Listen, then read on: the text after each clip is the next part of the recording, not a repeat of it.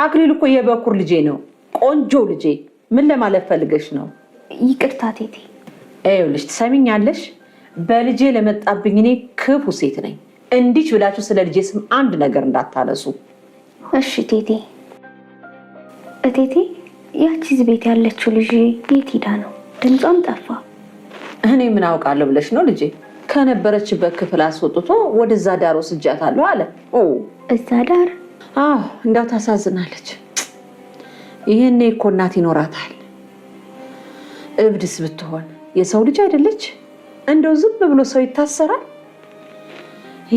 እስቲ ተይኝ እባክሽ እሷስ አስቸጋሪ ነው ቢለቃት ይሻለው ነበር አክሊሉ ይሄን ቤት ሊሸጠው ነው አይደል እንደው ምን ጉዶች ናችሁ የወሬ ቋት ናችሁ ጠቅላላ አንድ ወሬ አመልጣችሁ እግዚኦ እሺ ሲወራ ሰምቼ እኮ ነው እንግዲህ ልሸጠው ነው አለ መቼስ ልጄን አንድ ነገር አስነክተው ነው እንጂ በደህናው ማይሄን ቤት አይሸጠው ትንሽ እኮ ቢያቆየው ይጨምርለት ነበር አይ ያክሊሉ እናት እንግዲህ በጣም ታሟል ማድብል እንግዲህ ትንሽ ሳይጎዳቸው አይቀርም ማለት ነው አክሊሉ እናቴ አንቺን አቆሰለብኝ ይሄ ሌባ እያለ ነበር ማለት ነው ቆይ ልጄ ምንድነው ሌባ ነው እርግጠኛ ነህ ሌባ ነው ግን እቺ ልጅ ከዚህ ቤት አስወጣልኝ ዝም ብለም ሌባ ነው ብለህ ነው እንጂ ይሄ ሰውዬው ሌባ አይመስለኝም እቺ ልጅ ፍለጋ እየመጣ ይመስለኛል እቺ ልጅ ከዚህ ቤት ካለት ወጣህልኝ ትለዋለች ማለት ነው እሱም እንግዲህ የማስወጣት አላማ ኖሮት ሳይሆን ከዚህ ቤት እንድታስወጣልኝ ነው የሚፈልገው እቺ ልጅ ከዚህ ቤት ማስወጣት አለብክ እቺ ልጅ ፍለጋ ነው የመጣ እንጂ የሰውየው እርግጠኛ ነኝ ሌባ አይደለም ትለዋለች ማለት ነው ማድበል እንግዲህ ማድረግ የሚፈልገው እሷ አሁንም እንግዲህ በረጅም አመት የፈለገበት ጊዜ ቤቱንም ሸጦ ቤቱም ቀይሮ ሌላ ቤትም ይዞ ሄዶ እንደዚህ እያሰቃያት ሊያኖራት ነው የሚፈልገው ማለት ነው ነገር ግን እንግዲህ ማይሆንበት ሰዓት ማድበል መጥቶበታል ግራ ገብቶታል የሚያደርገው አጣ ማለት ነው በነገራችን ላይ አቶ አክሊሉ በጣም ፈርቷል ማለት ነው እንደፈራ ያስታውቃል እንደውም ሰገን አንተ በጣም ፈርተሃል የመጀመሪያዬ በጣም ጀይና ሰው ነው መጥቶ ያድነኛል መጥቶ ከዚህ ያስወጣኛል አንተን ደግሞ ይገለሃል እያለች ነበር ማለት ነው እንግዲህ ካለችበት ክፍል አስወጥቶ ሌላ ክፍል አስገብቷታል ማለት ነው በፊት እንግዲህ ዝም ብሎ ነበር የምትኖረው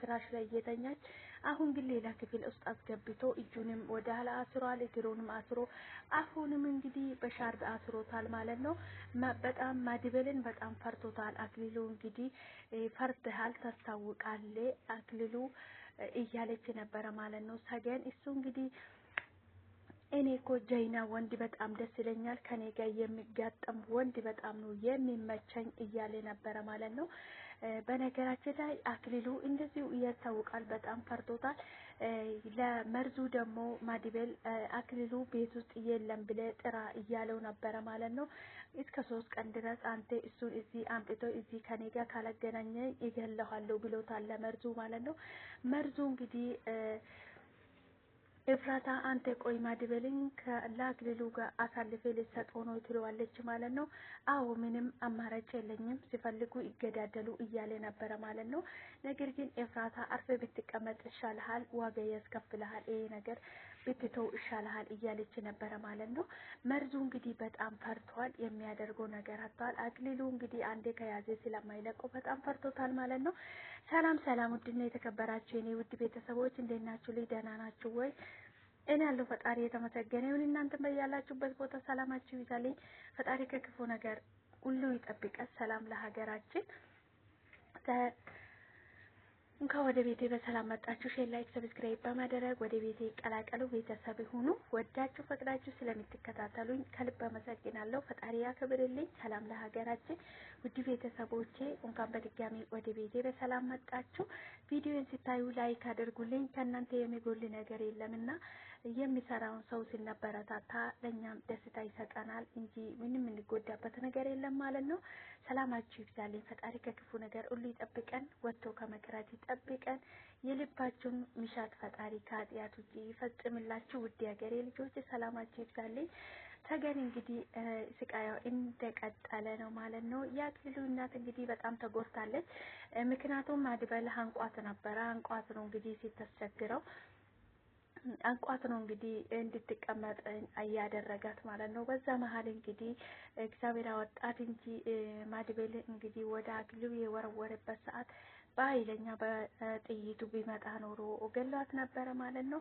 ልጄ ከነፍሰ ገዳይነት እናቱን ገሏል ተብሎ ከመታሰር ባልሽ ነው እያዳነልኝ ልጄን እያለች እንግዲህ ሉላን እያመሰገነች ትገኛለች ማለት ነው የአክሊሉ እናት። ምክንያቱም እሱን ቀን እንግዲህ ማድበል እንደዛም እያደረገበት ሰዓት እንግዲህ ሁሉም ሮጦ መጥቶ ነበረ። ሞገስ ነበረ ያዳናቸው ማለት ነው።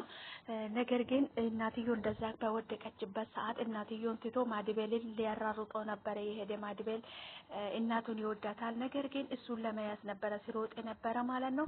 በዛ ሰዓት እንግዲህ እናትየው በጣም አዝና ነበረ። በጣም ነበረ የደነገጠችው። አንደኛ ነገር ማድበል እናትየውን አንቆታል። እናቴን አንተ ተገኒን ካለቀቃት እኔም እናቴን አለቀውም እያለ ነበረ። በዛ መሀል ደንግጦ ነበረ። ነገር ግን ቢያገኘው ኖሮ ይተኩስበት ነበረ ማለት ነው። ማድበል እንግዲህ በደቂቃ እናቱ ወደሱ የገፈተረበት ሰዓት በደቂቃ ነው ከአጥር ላይ ዘሎ ወጥቶ የሄደ ማለት ነው።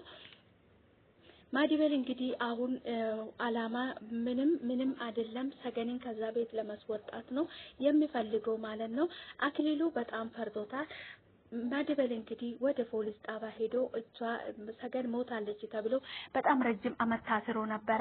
በዛም የተነሳ እንግዲህ እኔ ከዚህ በኋላ ወደ ፖሊስ ጣቢያ ሄጃለሁ እያለ ነበረ ለሞገስ ማለት ነው። ምን ልሰራ ነው ይርክስሎ የተቀበረችበትም መቃብር እንዲቆፈርልኝ ይፈልጋለሁ። እንደገና ደግሞ ይሄ ሁሉ አመት የታሰርኩበት ካሳ እንዲሰጠኝ ይፈልጋለሁ እያለ ነበረ ማድበል ማለት ነው። እንግዲህ ሄዶ የተቀበረችበት የተባለን ቆፍሮ ሲያዩት የወንድ አጥንት ነው ያለ ተመርምሮ የሴት ነው የወንድ ነው ተብሎ ሲመረመር የወንድ ነው የትልቅ ሰው ወንድ ነው ተብሏል ማለት ነው። በዛ መሀል እንግዲህ ምን አይነት ጭካኔ ነው ያልሞተውን ሰው ሞቷል ተብሎ ደግሞ ማንነቱ ያልታወቀ ሰው እዛ የተቀበረ እያለ ማድበልም እየተደነቀ ነበረ ማለት ነው። ይሄ ሁሉ እንግዲህ ያደረጉት እንደዚህ በክፉ ሰዎች ነው ማለት ነው። ማድበል እንግዲህ ያለ ጥፋቱ ሰገንን ሳይገላት ነው ስንት አመት ሙሉ እስር ቤት ሲታሰር የነበረ ማለት ነው። ማድበል እንግዲህ ይሄ ከተጣራለትም በኋላ ቀጥ ብሎ እንግዲህ ወደ ቤት ሊመጣ ወስኗል ማለት ነው። ወደ አክሊሉ ቤት ለመምጣት አስቧል። አንተ ቆይታ ከዚህ በኋላ እንዴት ማድረግ ነው የፈለከው ይለዋል ማለት ነው። ማድበል ሞገስ እንግዲህ እኔ ምንም ማድረግ አልፈልግም፣ ሰገንን ከዛ ቤት እስኪያስወጣ ድረስ አልበላም አልጠጣም፣ ምግብ አልበላም ውሃ አልጠጣም፣ እሷን ብቻ ነው ከዛ ቤት ማውጣት የሚፈልገው። ይሄ መዝረጃ ከዛማውን በኋላ ቀጥታ ነው ወደ ቤት መጥቼ የሚገባ። አንተ ሞገስ ትቀልዳለህ እንዴ? እኔ በሷ የተነሳ ስንት አመት ነው የታሰርኩት፣ እድሜን እስር ቤት የተቀመጥኩት፣ ካሴንም እንዲከፍሉኝ ይፈልጋሉ፣ እንደዚህ አለቃቸውም ይለዋል ማለት ነው። ቆይ አንተ ለምንድነው ፖሊሶች ለምን ቤት ድረስ አትመጣም ይላል ማለት ነው። ለማድበል ሞገስ በጭራሽ ሰገን እኔ ራሴ ገብቼ እንደማወጣ ነው እንደዚህ የሚታሰበው። በጭራሽ እኔ ፖሊስ እጄ አለመጣም፣ ብቻዬን ነው እጄ ማድናት፣ ብቻዬን ወር ገብቼ እንደማድናት ነው እሷ እያሰበችም እየጠበቀች የምትገኘው። ስለዚህ እኔ ፖሊስ ሳይሆን ራሴ በራሴ ብቻ ነኝ፣ ራሴን ፖሊስ ሆኜ ነው ገብቼ ሰገንን የማድናት እንጂ ማንንም እርዳታ አልፈልግም ብሎ አስረግጦ ለሞገስ ነግሮታል ማለት ነው። ሞገስ እንግዲህ በጣም ፈርቶታል። እኔ ማድበልን ማስቆም አለብኝ እያለ ነበር ማለት ነው ለሉላ ቆይ አሁን እንዴት ነው የሚሆነው ትላለች ማለት ነው። እኔ አላቅም ሉላ፣ እኔ ማድበልን ማስቆም አለብኝ፣ ምክንያቱም እንደምናስወጣ ነበር እርግጠኛ ሆነ፣ እሱ ደግሞ ቾክሎ ነገሮችን ሁሉ አበላሽቷል፣ አሁን እንዴት እንደምናደርግ አላቅም እያለ ነበር ማለት ነው። ነገር ግን እንግዲህ ሉላም ፈርታለች። ይሄ ሰውዬው በጣም ክፉ ሰው ነው፣ ከምናስበው በላይ በጣም ክፉ ሰው ነው፣ ይሄ ሰውዬው ልንፈራ ይገባል እያለ ነበር ማለት ነው። ነገር ግን ሉላ ደግሞ ከእናትየው አጣጣ የመጣችው ነገር አለ ቤቱን ሊሸጥ ነው እያለ ነበረ ማለት ነው እያለች ነበረ ሉላ ለሞገስ ማለት ነው ቤቱን እኮ መሸጥ አይችልም እኔ ቤቱን አሳግጃለሁ እንዳይሸጥ አድርጋለሁ እያላት ነበረ ማለት ነው በዛ ሰዓት እንግዲህ ቤቱን ለመግዛት የተዋዋሉ ሰውየው ወደ አክሊሉ ይደውልና አክሊሉ ሲያናግረው አሁን መጣሉ ተዋውለን እንጨርሳለን ተፈራርመን እያለ ነበረ ማለት ነው አይ ለሳ አይደለም እኔ እየደወልኩልህ ቤቱን መግዛቱን እንደተውኩኝ ልነግርክ ነው ይለዋል ማለት ነው ለምን በምን የተነሳ ነው የምትተው ይላል ማለት ነው አይ እዛ ጋር ያለው ካርታ ምንም አልተመቸኝም ስለዚህ ተዋለው ሁሉንም ነገር ደግሞ ማውራት የለብኝም ስለዚህ እኔ አልፈልግም ቀብድ የከፈልኩልህን ብር መልስልኝ ይላል ማለት ነው ጭራሽ አንተ እንዴት ቢደፍረኝ ነው የከፈልክልኝን ቀብድ 1 ሚሊዮን ብር መልሰ የምትለኝ እንደው በአካል ባገኘ የት እንዳለ ባገኘ ከ1 ሚሊዮን በላይ ነው እንደገና ጨምሬ የሚቀበልክ እያለ እየደነፋበት ነበር ማለት ነው ቆይ አንተ ካርታ ላይ ምንድነው የተለየ ነገር አለ ይላል ማለት ነው አይ ካርታ ላይ ያለው ነገር ምንም አልተመቸኝም ደስ አላለኝም ስለዚህ ሁሉንም ነገር እኔ በስልክ ማውራት የለብኝም ይላል ማለት ነው በዛ መሃል እንግዲህ ማድቤልም ወደ ቤት ለመምጣት ጓጉቷል ማለት ነው አቶ አክሊሉን ደግሞ ቤቱን ሸጦ ቤቱም ለመቀየር እንግዲህ ሰገንም ሁሉም ስላወቁ እዛ እንዳትገኝ ቤቱም ለመቀየር ቸኩሏል ማለት ነው ነገር ግን አልተሳካለትም እንግዲህ ቤቱን ሸጣለሁ ብለው ጓጉቶ ነበር ምንም የተሳካለት ነገር የለም ማለት ነው ሁሉም ነገር እንግዲህ እንደማይሆን ሆኖበታል እሱም በጣም ግራ ተጋብቷል ማለት ነው ግራ ቢጋባም እንግዲህ ምንም ማድረግ አይቻልም አልተሳካለትም በመጨረሻ ነው እንደገና ማለት ነው መቼም አይሳካልህም አቶ አክሊሉ እንግዲህ ሞገስም እንግዲህ እየረዳ ነው የሚገኘው ማድቤል ማለት ነው ማድቤል ግን በዚህ ሰዓት ምንም ረዳት አልፈልግም ራሴ ነው ገብቼ ሰገንን ከዛ ቤት ማውጣት ያለብን እሷም ብቻውን ገብቼ ብቻውን ሄጄ እንደማድናት ነው እየጠበቀች የምትገኘው በዚህ መንገድ ነው እኔን እየጠበቀችኝ የምትገኘው እያለ ይገኛል ማለት ነው ነገር ግን እንግዲህ አቶ አክሊሉ አሁንም ግራ ተጋብቷል እሱ ሌላ ሐሳብ ውስጥ ነው ያለው ሌላ ነገር እያሰበ ነው ያለው ማለት ነው በመጨረሻም እንግዲህ ያው ማድቤል ገብቶ እንደሚያድናት ሰገንን ነፃ እንደሚያወጣት ተስፋ እናደርጋለን ምክንያቱም አክሊሉ አንድ ነገር ፈርቷል በጣም ፈርቷል እንዳይታወቅበት እንትን እያለ ነው እንጂ እንደፈራ ያስታውቃል ማለት ነው በጣም ፍርት ብሏል ለመናገር በጣም እንደፈራ ደግሞ ያስታውቃል ማለት ነው ሰገን ራሱ አውቃበት በጣም ፈርተሃል አይደል እያለችው ነበር ማለት ነው እኔኮ በጣም ጀይና ሰው ከኔ ጋር የሚከራከር ሰው በጣም ደስ ይለኛል